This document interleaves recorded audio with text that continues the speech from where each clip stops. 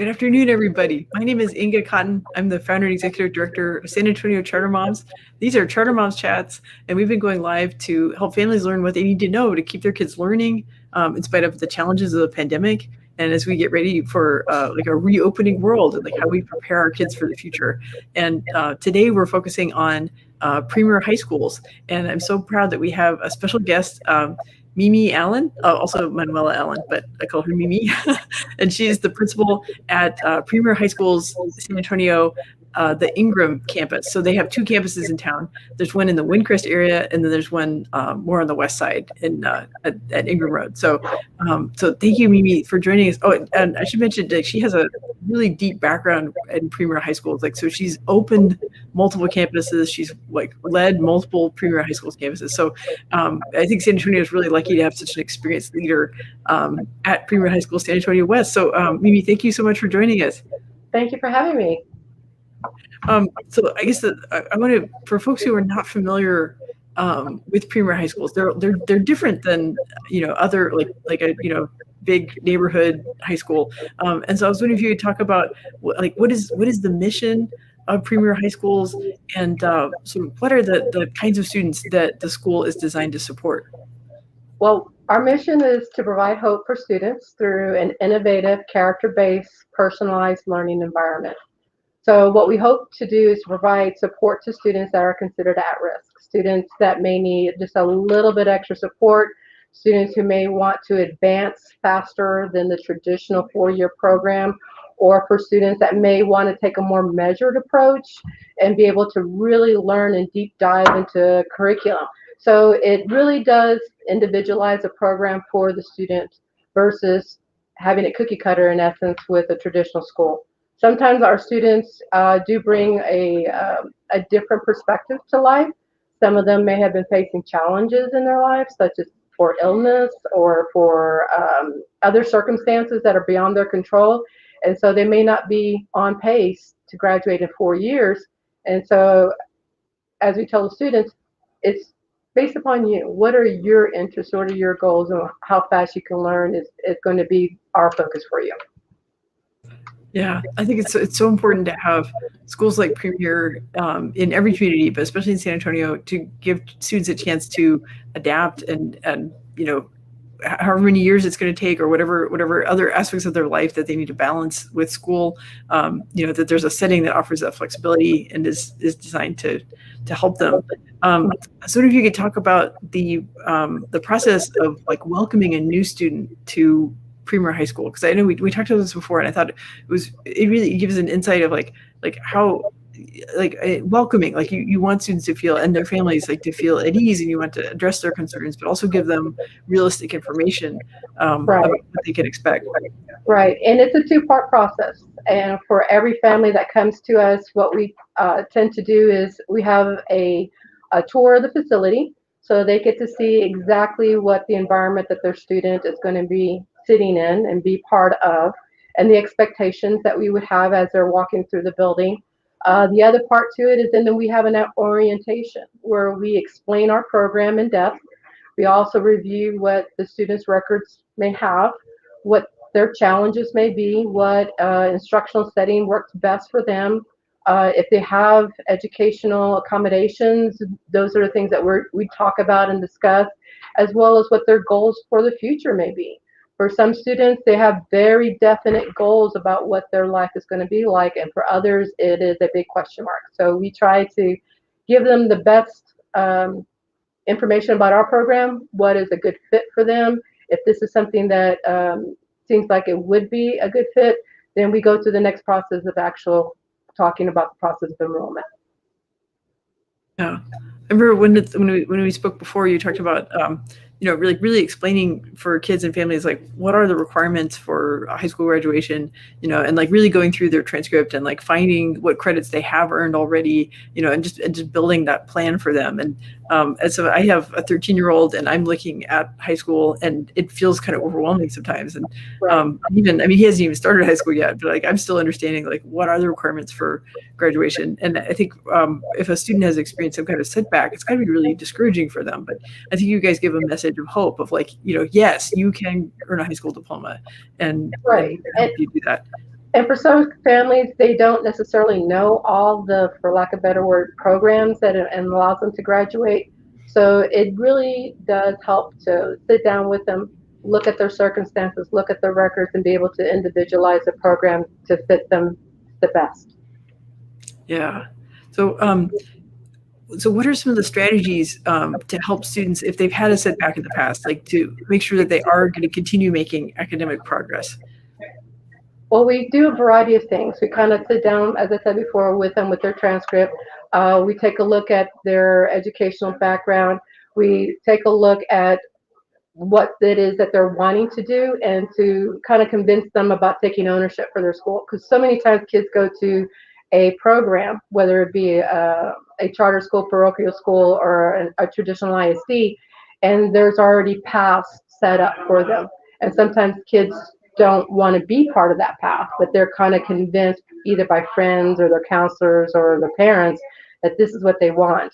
And so, even though that sometimes we say that we listen to kids, sometimes parents don't necessarily give that option to them, but we truly do listen to them. We kind of lay it out on the line and says, okay, this is what you need.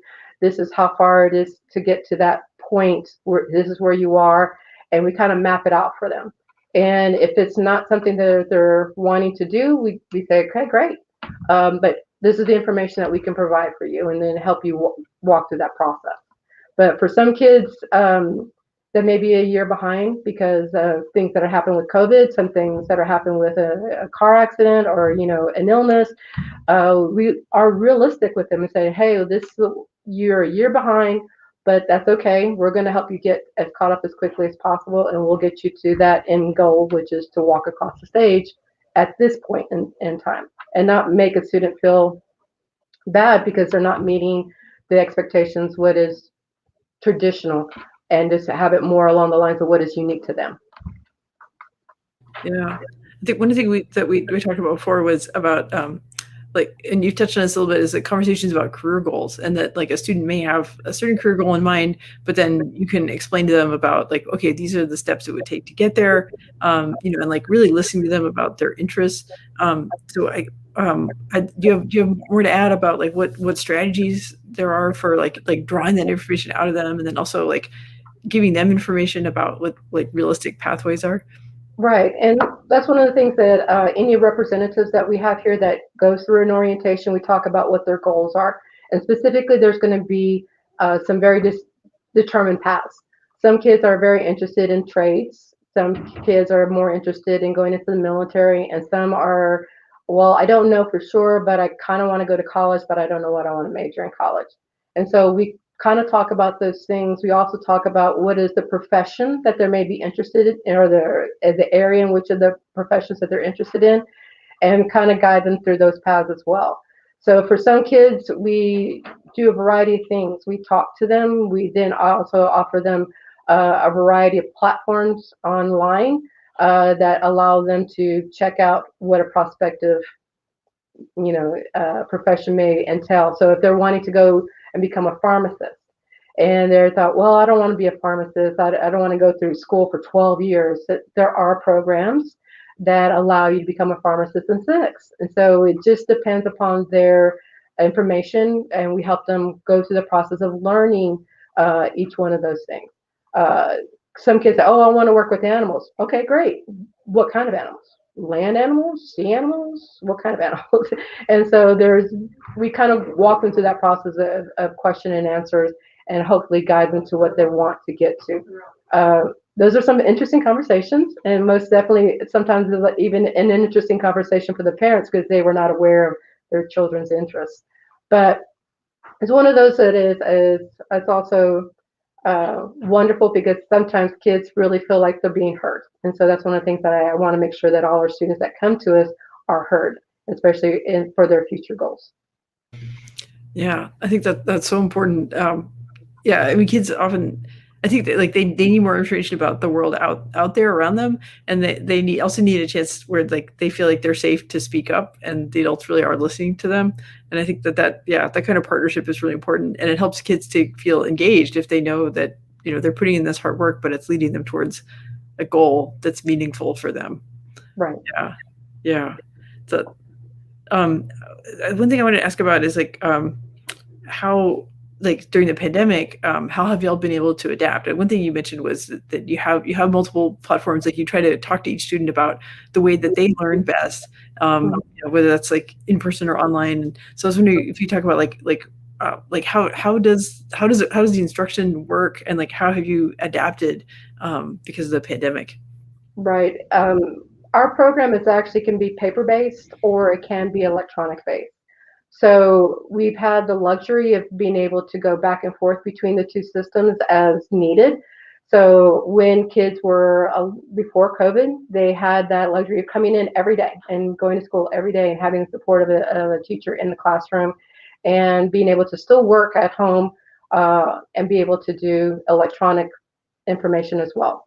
During the COVID situation, when everything was shut down, we just quickly pivoted from all paper and in person to all of a sudden we're now going to be Zooming and Google Meeting and going using the same platforms that they did previously, but now 100% online. So for our students, they were already familiar with the platforms and they were already familiar with the system. So there wasn't that lag, there wasn't that delay of learning, there wasn't that misunderstanding of how things were supposed to work. We did have to have some time with the parents so that they could see our platform and be able to help the kids during those times. But our teachers are great. They go through the process of visiting with them one on one. At the start of this school year, we actually had meetings with each one of our parents, and we sat down and taught them how to get online and to see the various parent portals that we use in order for them to help keep students on track. So at any given time, we always have meetings. We always want to make sure our parents are aware of where their students are academically, if they're kind of going a little bit behind, or if they're needing to accelerate through a program. We always try to keep them informed and be very transparent about where their kids are, because they're our biggest supporters, and we want them to be aware of what our needs are to help your kids. Yeah, that's been, over the past year or so, on the blog, we've had a lot of conversations about the digital divide, and as I think an underappreciated part of that is what you just described, which is, meeting with each parent or each family and saying, Mhm. "Okay, do you know how to use this? Like, can you make sure that your kids know how to get online and that all this stuff is working at your house?" And, that there's more to it than just having a particular device or like, having like Wi-Fi signal. All Um, right. it's actually, making sure that the student is online and learning. And, even then it's still maybe not 100%. It's not always as efficient as, um, Right. in person. So, yeah. So it's good that you can bring kids back. Yeah. Yeah, and the nice thing is that my teachers are aware of that. So even though that many of my teachers are very young, they are aware that an old timer myself needs to actually have that physical contact by having them call me or text me or email me. So we do multiple contacts through multiple methods so that if a parent needs to actually hear it from them, we'll gladly take care of that. So it's not always just solely electronic means in which we contact or be able to. Of course, that's the most efficient way, but we also want to make sure that the parents are aware and are comfortable with whatever the situation that in our form of communication. Yeah, it's so important for success, like to have those relationships, have the communication, and use like whatever method is going to get the job done. Yeah, But yeah, like it makes sense if you're trying to individualize things, for each student and each family, and it's going to take having some monitoring and some awareness of what progress is that student making and what kind of support that family needs. Yeah. right. Um, well, so one thing I want to ask you about is, I mean, like, the teenage years are really crucial. And, you want students to, not just get a diploma, but also to succeed in life. And they're going to need some adulting skills. So, what are some ways that y'all support students as they kind of learn these adulting skills that will help them succeed, like once they get their diploma? Oh, there's a variety of things that we do with our students besides just talking to them about their future goals and their aspirations. There are several recent laws that have come out in the state of Texas. Some of them are known as like the flashing lights, which is police interaction. So we teach our students how to interact with police officers, CPR. We also helped our older students learn about registering to vote, registering for selective service for those that are required to do so, applying for financial aid, when to do that. It's not just the federal, there's also a state of Texas version called TASFA. So sometimes parents are not aware of that one. So we also help them with that. For younger students that are so interested about living on their own, that's great, but we also help them create a budget to make it a little bit more realistic. And I think that at that point, they start realizing how wonderful it is to live at home and how appreciative they are of their families. But we also want to talk to them about the colleges and scholarships and the process of how to apply, how to get into a business school if they're interested in going into the business world. If they want to speak to a military recruiter, any of those avenues of their future goals that they're interested in, we want to get them prepped and ready. And so we have discussions about resumes, about adult interactions for interviews. We do mock interviews with some of our students that want that support. We have a job wall, so those that are trying to get, to help out their families or help themselves out. We have, prospective entry-level jobs that are of businesses that are interested in help and hiring young people.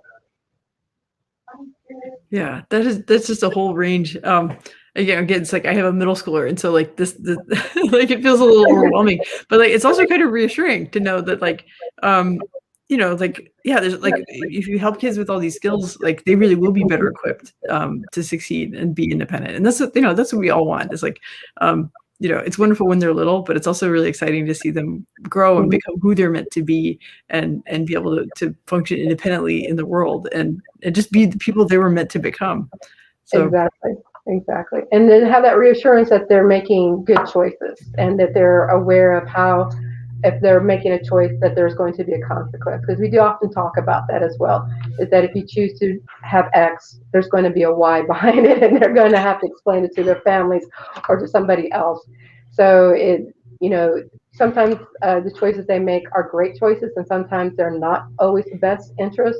But we also talk about those consequences. And so adulting classes are about that, making choices and dealing with the consequences that come out. Yeah.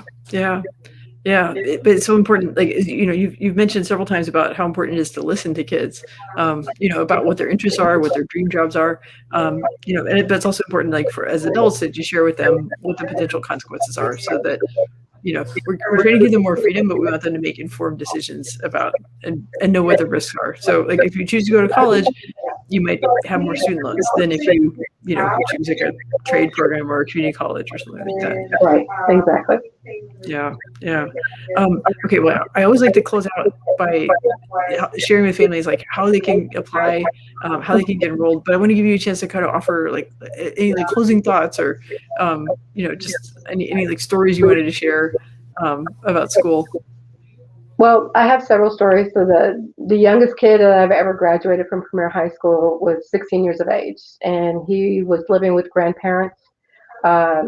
Really a sad situation at home, but he was so dedicated wanting to finish school, so he was able to finish school in 2.5 years. The oldest student I ever graduated was 25 years of age.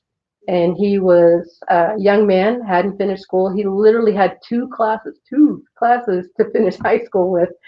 And he wanted to come back so he can go into the military. And so he was able to do so, very proudly showed off his diploma to his son, and he got into the military. And it was more along the lines of getting support because his wife was expecting twins. And so he couldn't be able to support his wife having a full-time job and being able to take care of his already child. So for us, it's not necessarily about trying to get it done in 4 years. It's more about meeting the needs of the student from where they are. And we have students that are throughout the state that go to colleges through many great four-year institutions. Last year, we have students going to Texas Tech, UTSA, Angelina Community College, as well as Northwest Vista. But we've also had kids go into the military, and we have kids that go to business schools, into the local trade schools.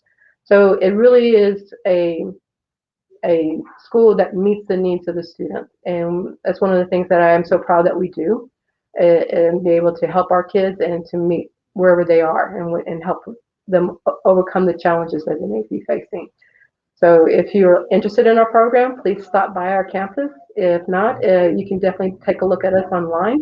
We're at premierhighschools.com, and just kind of look at our specific campuses. There are numerous ones across the state of Texas, and we hope to see you. Yeah. So I want to, I'm popping up on screen. So yeah, premierhighschools.com is the system wide. And there's a directory on the site of like all the different campuses. So like all the way up to Arkansas, or like, in fact, you worked at the school in El Paso earlier in your career, right? Correct. And Amarillo. So you've been hundreds of miles apart. And there's 2 campuses in San Antonio. So that helps depending on where folks live or where their jobs are. And so like you're the leader at the Premier High School San Antonio at Ingram. Let's see, and I'll pop up. So it's Premier San Antonio West is the specific campus that you're at, and then the other campus is the one in the Windcrest area, and that one is Premier San Antonio East.com. Let's see, and then I have one more link I'm going to pop up, and that is the apply link. So premierhighschools.com/apply, and that's access for all the different campuses. And then for your school in particular, I guess, like, are you offering some tours so that families can, students can kind of have a look around before they enroll? Yes, of course. Our campus is open year round, so give us a call at our phone number, and we can always set up a time for them to come in. The best time is usually in the afternoon, just so that you have more time. There's less distractions, and you get to see a little bit of the flavor of the school. Yeah. Well, I'm looking forward to, like, after, as the world sort of reopens and returns to normal. I've had both doses of vaccine now, so so I'm looking forward to, be able to pay a visit to some of these campuses that I've been interacting with folks over Zoom, and so I'm looking forward to that, and it's good to know that y'all are open over the summer too, because like a lot of schools kind of close down in the summer, but Right. Y'all are trying to be responsive to what students need, and if they're working and raising their families and need to get some high school credits, then you're there for them. Yes, exactly. Yeah. Okay. Well, wonderful. It's been a great conversation, and I'm really really grateful that Premier High Schools is active in San Antonio and helping students to get where they need to go. And I look forward to talking to you again soon. I appreciate it. Thank you so much for having me. Okay. Thank you, Edie.